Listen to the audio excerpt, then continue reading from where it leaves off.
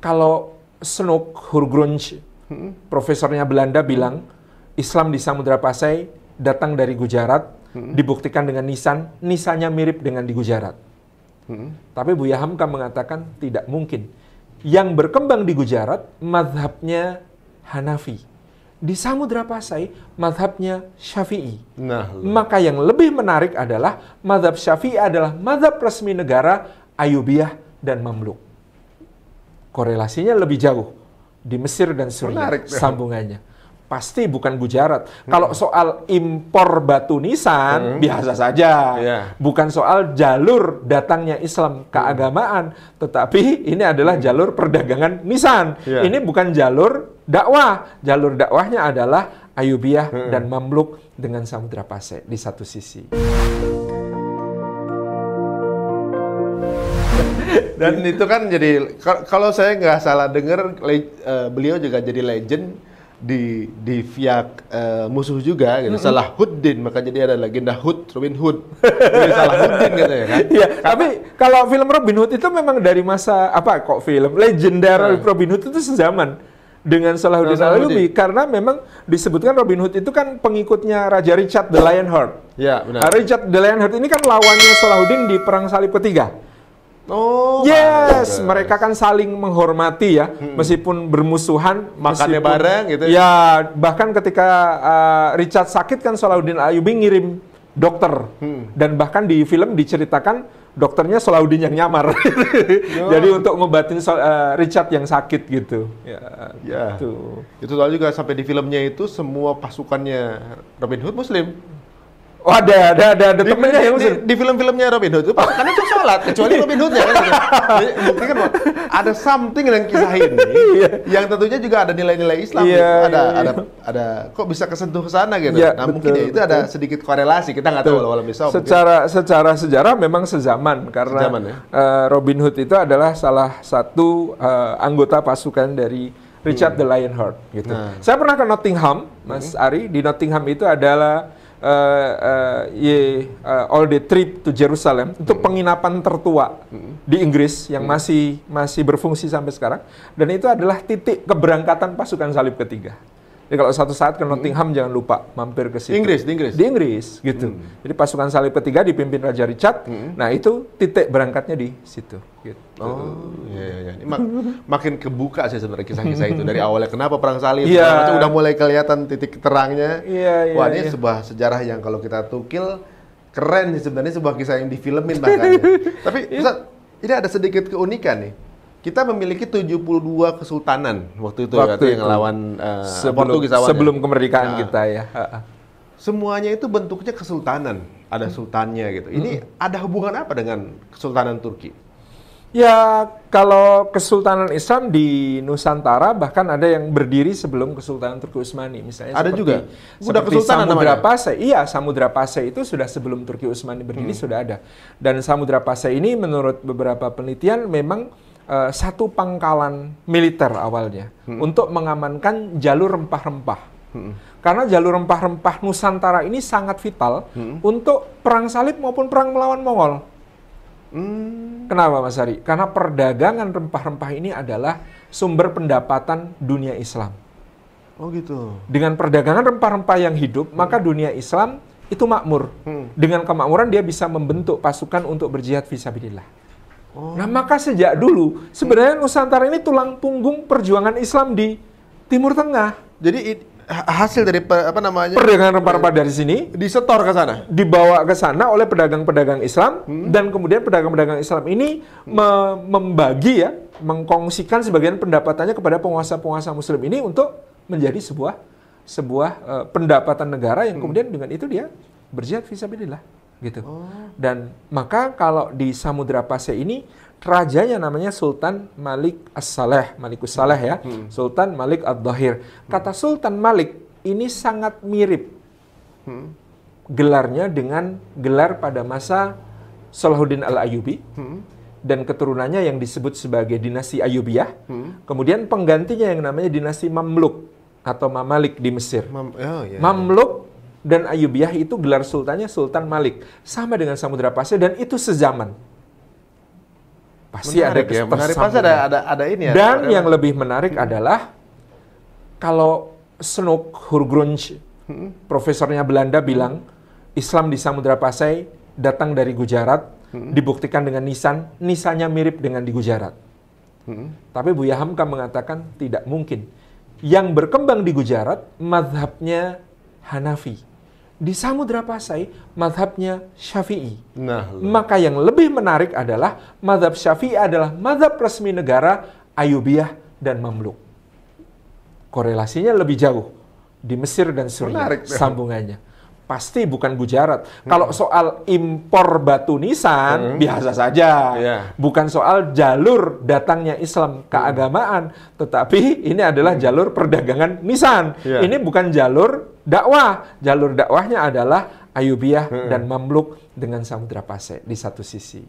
Karena mazhab kita ternyata Syafi'i. Betul, Syafi'i. Nah, itu juga yang membuat teori yang menyatakan bahwa Demak pada satu sisi itu ketika Wali Songo datang itu adalah utusan Turki Utsmani. Teori ini jadi lemah. Satu, Turki Utsmani pada saat Demak berdiri itu masih kesultanan kecil, belum menjadi kekhalifahan besar seperti pada masa Sultan Salim I, cucunya Muhammad Al-Fatih. Yang kedua, mazhab resminya Turki Utsmani adalah Hanafi. Sementara di Jawa yang berkembang lagi-lagi adalah mazhab Syafi'i. Jadi yang kemudian ada connection berikutnya, ini adalah connection dalam bentuk sosial politik. Seperti Aceh. Aceh mengirim berbagai dutanya ke Utsmani untuk mendapatkan bantuan militer menghadapi Portugis yang menguasai Malaka. Dan itu beberapa kali dikirim ya. Termasuk kan kenapa ada meriam yang disebut lada secupa. Karena duta besar Utsmani itu sampai di Istanbul itu bingung ya, mau menghadap Sultan sulit sekali. Sampai dia harus menjual ladanya sedikit demi sedikit untuk bertahan hidup. Lalu ladanya tinggal secupa. Secupa itu satu takar gitu ya. Ya itu yang dipersembahkan kepada Sultan Turki Utsmani. Ini saya utusan Aceh. Ini lada saya tinggal secupa. Tapi kemudian suratnya diterima, langsung kemudian dikirimkan bantuan militer. Termasuk beberapa ahli pembuat dikirim ke Aceh untuk kemudian mengasis Aceh menghadapi Portugis di Malaka. Menang nggak akhirnya lawan Portugis? Tertunda ya kemenangannya gitu ya, tapi kemudian dia berhasil membesarkan Kesultanan Aceh untuk menguasai seluruh wilayah utara Sumatera dan semenanjung Malaya. Jadi Portugis terblokade oleh Aceh saat itu sehingga tidak berkembang dan akhirnya kalah oleh Belanda pada tahun 1641. Portugis didepak oleh Belanda, Belanda menguasai Malaka itu. Waduh, sebenarnya ini cuma pindah penjajahan aja, pindah. Wah, itu masalahnya. Pindah preman. Banyak hal menarik di sini yang tentunya juga mungkin berarti teori bahwa masuknya Islam melalui pedagang Gujarat ternyata lemah berarti ya. Lemah sekali karena menurut Buya Hamka ya ini lebih serius dari sekedar berdagang gitu ya. Jalur dakwah itu jalur yang lebih serius daripada sekedar jalur dagang. Dagang badannya udah sampai. Kalau ini kan butuh bertahun-tahun untuk bisa sampai menyampaikan Islam. Dan misalnya ketika kemudian dikatakan oleh Snoek bahwa bukti masuknya Islam ke Indonesia abad ke-13 Masehi dengan berdirinya kerajaan Samudra Pasai. Masa baru datang udah bisa bikin kerajaan? Iya, benar juga. Ya, pasti sudah prosesnya jauh sebelum itu. Perlahan-lahan berproses sampai akhirnya bisa bikin kerajaan. Diakui sebagai sebuah kerajaan kan. Waduh. Ada fakta lain juga ternyata dulu Indonesia sudah berdagang mobil berarti dengan kan? Karena kan import Nissan itu ya. Iya, betul juga Indonesia kan. Import Nissan, berarti Nissan buatan Jepang.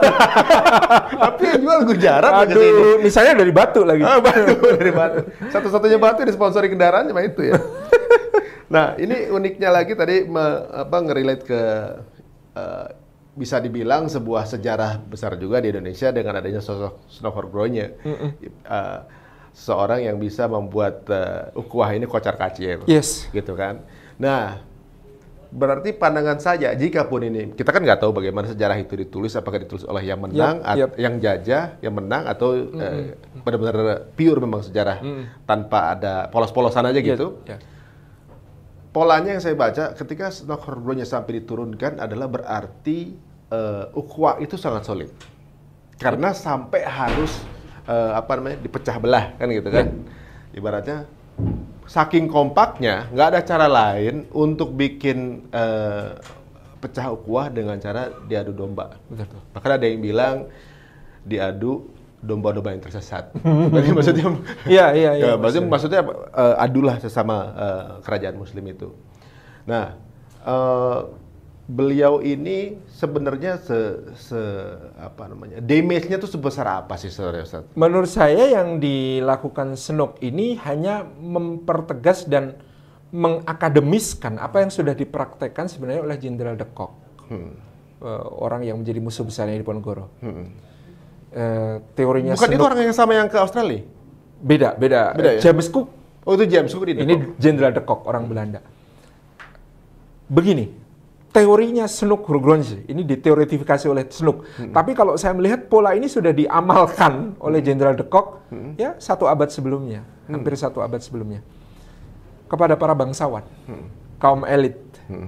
Ketika mereka melawan kita, maka tawarkanlah iming-iming.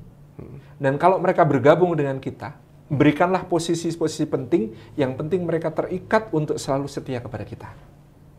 Tapi kalau kepada golongan ulama, tokoh agama, Islam, tidak ada ruang. Habisi sampai tuntas. Itu teorinya Snook. Itu yang disebut belah bambu. Mas Ari tahu cara membelah bambu? Krok gitu kan? Bukan. Satu diinjek, satu diangkat. Oh. Yes. Orang kalau belah bambu kan dibelah dikit, terus satunya diinjek, lalu diinjek, satunya diangkat gini kan. Nah, itu yang disebut teori belah bambu. Yang diinjek adalah kaum ulama. Habisi. Kalau ulama ini ideologis, mereka melawan kita sangat ideologis. Urusannya akidah. Mereka rela mati. Habisi saja. Dan nggak bisa disogok. Nggak bisa disogok.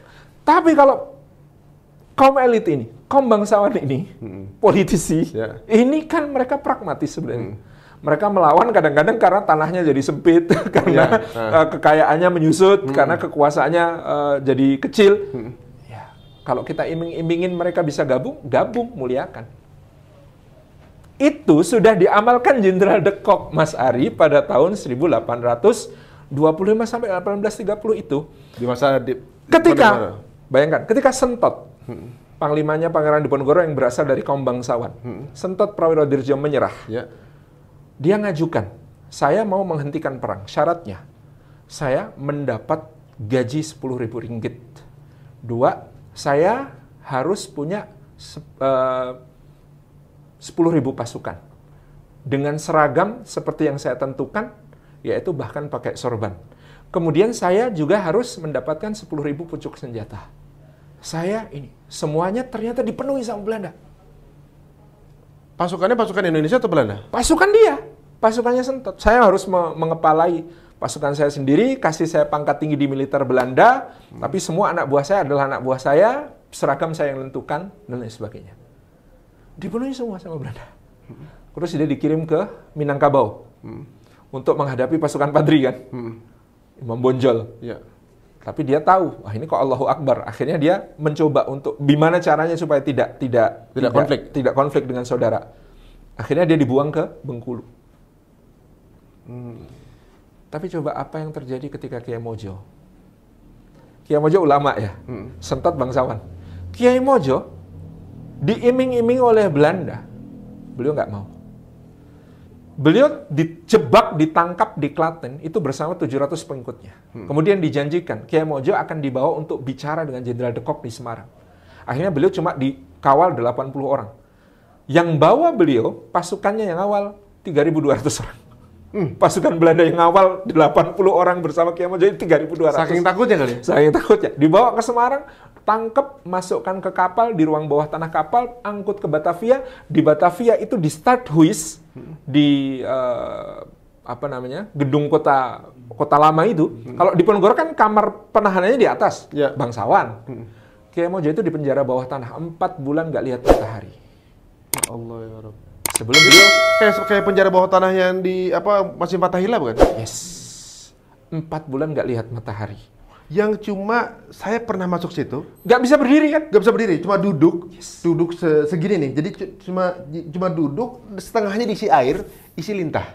Di situ Kiai Mojo ditahan. Ya Allah ya Rabb. Habis itu dikapalkan ke Ambon, dibuang ke Ambon 3 bulan di sana, namanya ulama. Langsung banyak orang mendekat kepada beliau, minta diajari agama, dianggap bahaya. Buang lagi, diangkut ke Manado. Dari Manado dibawa perjalanan darat ke daerah yang sekarang disebut Tondano. Di situ nggak ada orang Islam. Dibawa ke situ. Tapi ternyata Kiai Mojo berhasil tetap berdakwah, menghasilkan komunitas muslim yang sekarang disebut sebagai orang Jaton, Jawa Tondano. Alhamdulillah, itu tadi part yang tentunya juga menceritakan bagaimana taktik yang dijalankan di seluruh dunia dalam memecah belah Islam, ya. Dan taktik tersebut tentunya juga polanya tetap sama, dan bagaimana mereka dikalahkan pun akan tetap sama. Maka teman-teman semuanya tetap berikhtiar untuk berada di jalan Allah. Masalah kemenangan adalah anugerah dari Allah Subhanahu wa taala, tapi yang kita diminta adalah bagaimana perjuangan kita. Oke, di part berikutnya kita akan mengetahui bukti bahwa sebenarnya Indonesia tidak terjajah selama 350 tahun seperti pertanyaan saya di awal pembicaraan. Buktinya seperti apa? Tonton episode berikutnya di Talk with Salim Afila.